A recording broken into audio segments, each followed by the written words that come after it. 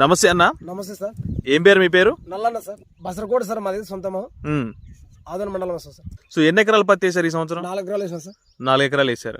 ఇందులో Jupiter spray చేసి ఎన్ని రోజులు అవుతుంది? ఇందులో వేసి వారం అయింది సార్. వారం అవుతుంది సార్. రిజల్ట్ ఏం కనిపించింది అన్న జూపిటర్ స్ప్రే చేశాక? రిజల్ట్ బాగుంది సార్.